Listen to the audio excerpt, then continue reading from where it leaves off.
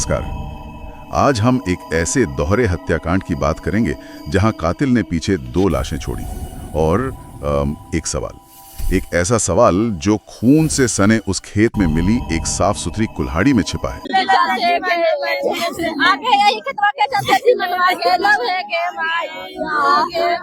कब पता चला आपको? 4 दिन पहले बात कर रही थी कि हमको पीछे 4 गो आदमी लगल है, नीम के पेड़ के पास लगल था। इन लोग बात किया तो हम लोग से हमको से कोई बात नहीं किया, हम सुने इन लोग से, तो इन लोग से बोले कि कौन लगल था जी, से खेत पर मत जाइए। और बोले कि हमको एक मिंकू नाम के लड़का है, जो वही बोला कि ये चाचा तोहनी के पीछे आदमी 4 गो लगल हो, हमारे पापा के पीछे। अब हम लोग इतना गैर नहीं किए कि ऐसा हो सकता है। कौन बोला था सब, क्या हुआ? दिनांक 26/12/2025 को शेरघाटी थाना में सूचना प्राप्त हुई कि एक चापी गांव है, यहाँ पर एक खेत में प्रदीप यादव और ये उनकी पत्नी केसरी देवी, इनका शव मिला है। और इसमें मतलब कि ये क्या कहते हैं, इधर ही सोते थे और इसमें मतलब ये सामने आया है कि इनका मतलब कि ये गला रेत कर दोनों का हत्या किया गया है। और इस मामले में अभी मतलब कि छानबीन की जा रही है। इसमें डॉग स्क्वाड को बुलाया गया है और एफएसएल की टीम भी आ रही है। और इसके अलावा जो सभी मतलब कि पहलुओं पर जांच की जा रही है। गया के चांपी गांव में एक किसान दंपति की उनके ही खलिहान में बेरहमी से हत्या कर दी गई। आज हम चांपी गांव दोहरे हत्याकांड की जांच रिपोर्ट के जो शुरुआती हिस्से हैं उन्हें खंगालेंगे और ये समझने की कोशिश करेंगे कि इस भयानक अपराध के पीछे की कहानी आखिर है क्या। हमारा मकसद सिर्फ तथ्यों को दोहराना नहीं है, बल्कि उन सुरागों को जोड़ना है जो इस गुत्थी को या तो सुलझा सकते हैं या फिर और भी ज्यादा उलझा देते हैं। ये क्या मामला है? देखिए सर, ये लोग तो कमाने खाने वाले व्यक्ति थे और कम खेती था और बटाई खेती भी करते थे। और ये लोग में किसी तरह से किसी प्रकार का कोई विवाद गांव में नहीं था। प्रदीप यादव भी 3 नंबर वार्ड से वार्ड सदस्य थे, 15 साल रही नहीं। उनकी पत्नी 1 नंबर वार्ड के वार्ड सदस्य थी। ये लोग खलियान में थे, धान पिटा रहा था। इसके पहले वो लोग शाम में हुआ तो खाना खाने अपने घर पर चले गए।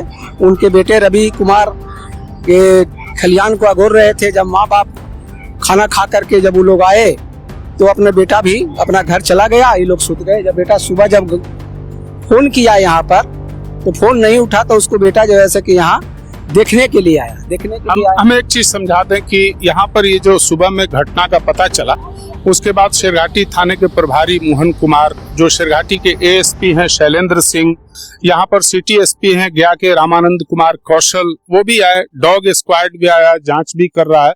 अभी डेड बॉडी को उठाया जा रहा है यहाँ पर से। और एफएसएल की टीम आने वाली है। गया के जो सीनियर एसपी हैं कांतेश मिश्रा, उनके भी आने का इंतजार किया जा रहा है। और ये मामला पहली नज़र में जितना सीधा लगता है उतना है नहीं।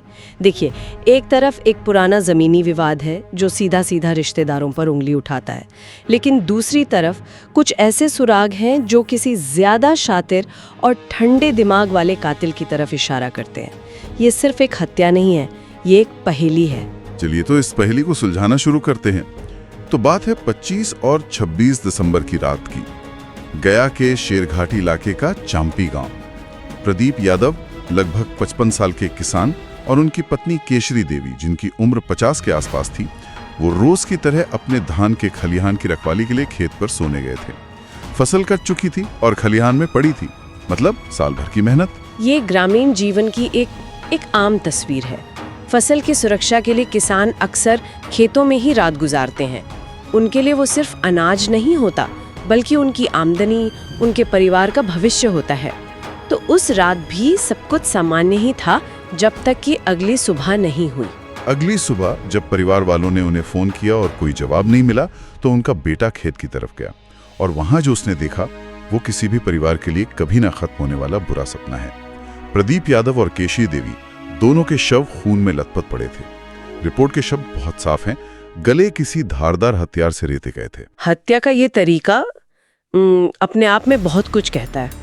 गला रेतना सिर्फ मारने का एक तरीका नहीं है, ये एक संदेश है। ये अत्यधिक नफरत, गुस्सा और बदला लेने की भावना को दिखाता है। ये कोई चोरी डकैती की वारदात नहीं लगती जिसमें अपराधी आमतौर से कम शोर और हिंसा चाहते हैं। ये बहुत पर्सनल, बहुत ही क्रूर हमला है। बिल्कुल। अब यहाँ कहानी के दो सिरे निकलते हैं और दोनों ही पीड़ितों के पहचान से जुड़े हैं। प्रदीप यादव एक किसान थे, लेकिन उनकी पत्नी केसरी देवी वो सिर्फ एक किसान की पत्नी या एक गृहिणी नहीं थी, वो अपने वार्ड की सदस्य थी, एक चुनी हुई जनप्रतिनिधि। अच्छा। तो एक तरफ एक आम किसान है और दूसरी तरफ एक स्थानीय नेता, दो अलग अलग पहचान। और शायद हत्या के दो अलग अलग मकसद। और ये एक बहुत ही जरूरी बात है। एक वार्ड सदस्य की भूमिका हमें शहरों से देखने में शायद छोटी लगे, लेकिन गांव की राजनीति में उनका बहुत प्रभाव होता है। मतलब सरकारी योजनाओं का लाभ किसे मिलेगा, नालियों और सड़कों की मरम्मत कहाँ होगी, छोटे मोटे झगड़ों में कौन किसकी तरफदारी करेगा, ये सब उनके हाथ में होता है। और इस ताकत के साथ साथ दुश्मन भी बनते हैं। तो सवाल ये था कि क्या ये हत्या जमीन के एक टुकड़े के लिए हुई या फिर सत्ता के एक छोटे से केंद्र पर हुए किसी टकराव का नतीजा थी? पुलिस के लिए ये सबसे बड़ा सवाल था। सही बात है। तो पुलिस जब मौके पर पहुंची, पहले शेरघाटी थाने की टीम, फिर एएसपी और सिटी एसपी जैसे बड़े अधिकारी, उनके सामने यही दो थ्योरियां थी। परिवार वालों ने तो खैर जांच को एक सीधी दिशा दे दी। उनका कहना था कि जिस जमीन पर वो खलिहान था वही फसाद की जड़ थी। हाँ, परिवार ने सीधे सीधे अपने ही गोतिया यानी अपने रिश्तेदारों पर शक जताया। रिपोर्ट के मुताबिक इस जमीन को लेकर कोई 3-4 साल से कोर्ट में केस चल रहा था। ये एक क्लासिक भूमि विवाद का मामला है जो भारत के ग्रामीण इलाकों में हजारों की संख्या में है। इन विवादों की जड़ें कितनी गहरी होती हैं? ये सिर्फ जमीन का एक टुकड़ा तो नहीं होता होगा? बिल्कुल नहीं। ये जमीन का टुकड़ा अक्सर इज्जत और अना का प्रतीक बन जाता है। ये पीढ़ियों तक चलता है। दादा परदादा के समय शुरू हुआ एक छोटा सा विवाद बच्चों और पोतों के लिए विरासत में मिली दुश्मनी बन जाता है। इसमें फसल काटना, रास्ते रोकना और दुर्भाग्य से हिंसा और हत्या, ये सब आम बात हो जाती है। और इस केस में जो बात इस थ्योरी को मजबूत करती है वो ये है कि हत्या उसी विवादित जमीन पर हुई और ठीक तब हुई जब उस पर कीमती फसल रखी हुई थी। ये महज संयोग नहीं हो सकता? बिल्कुल। तो सब कुछ साफ लग रहा था। मकसद जमीनी विवाद, संदिग्ध रिश्तेदार, केस सुलझने की कगार पर था। लेकिन तभी पुलिस को घटनास्थल पर वो चीज मिली जिसने इस सीधी साधी कहानी को पूरी तरह से घुमा दिया। एक कुल्हाड़ी। हाँ, एक कुल्हाड़ी मिली और पहली नजर में लगा कि यही हत्या में इस्तेमाल हुआ हथियार है। लेकिन जब फोरेंसिक टीम ने उसकी जांच की तो वो हैरान रह गए। कुल्हाड़ी पर खून का एक भी धब्बा नहीं था, वो एकदम साफ थी। एक मिनट, ये बात मुझे कुछ समझ नहीं आई। ऐसा कैसे हो सकता है? क्या ऐसा नहीं हो सकता कि वो कुल्हाड़ी बस वहाँ पहले से पड़ी हो? गांव खेत में कुल्हाड़ी का मिलना कोई बड़ी बात तो है नहीं। क्या पुलिस इसे जरूरत से ज्यादा तो नहीं सोच रही? ये मुमकिन है, लेकिन एक दोहरे हत्याकांड की जांच में संयोग जैसी चीजों पर भरोसा नहीं किया जा सकता। सोचिए, कातिल 2 लोगों की इतनी बेरहमी से हत्या करता है और फिर वो एक हथियार पीछे छोड़ जाता है जो इस्तेमाल ही नहीं हुआ। इसका क्या मतलब हो सकता है? पहली संभावना, जैसा आपने कहा, कि वो वहीं पड़ी थी। लेकिन दूसरी और ज्यादा खतरनाक संभावना ये है कि उसे जानबूझकर वहाँ रखा गया था। जानबूझकर? मतलब पुलिस को गुमराह करने के लिए? बिल्कुल। एक साफ हथियार छोड़ने का मतलब है कि कातिल चाहता है कि पुलिस अपना वक्त और ध्यान उस पर बर्बाद करे। वो चाहता है कि जांच की टीम उस कुल्हाड़ी के मालिक को ढूंढने में लग जाए, उसकी फोरेंसिक जांच करे और इस बीच असली कातिल को भागने या सबूत मिटाने का मौका मिल जाए। ये सिर्फ क्रूरता नहीं है, ये दिमागी खेल है। ये बताता है कि जिसने भी ये किया है वो सिर्फ गुस्से में नहीं था, वो सोच समझ कर आया था। उसे शायद पुलिस की जांच के तरीकों की भी थोड़ी बहुत समझ है। इस एक साफ कुल्हाड़ी ने तो पूरे केस का नजरिया ही बदल दिया।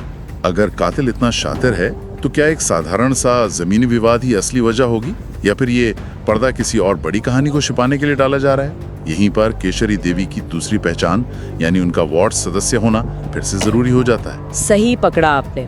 अब उस राजनीतिक एंगल को फिर से देखते हैं।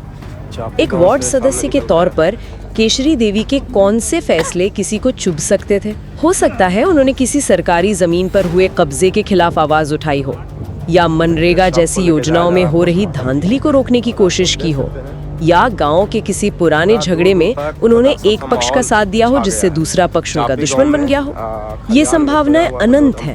और ये भी तो हो सकता है कि जमीनी विवाद और उनकी राजनीतिक भूमिका ये आपस में जुड़ी हुई हो। बहुत अच्छी बात कही। ये सबसे दिलचस्प संभावना है। क्या पता केशरी देवी अपने राजनीतिक रसूख का इस्तेमाल उस जमीनी विवाद को अपने पक्ष में करने के लिए कर रही थी। हो सकता है उन्होंने किसी अधिकारी से बात की हो या कोई कानूनी दांव खेला हो जिससे उनके विरोधी रिश्तेदारों को लगा हो कि अब वो केस हार जाएंगे, और इस हताशा में उन्होंने ये भयानक कदम उठा लिया हो। इस एंगल से देखें तो मकसद जमीन ही है, लेकिन उसे अंजाम देने की वजह बनी उनकी राजनीतिक ताकत। तो पुलिस के पास अब एक उलझी हुई तस्वीर थी।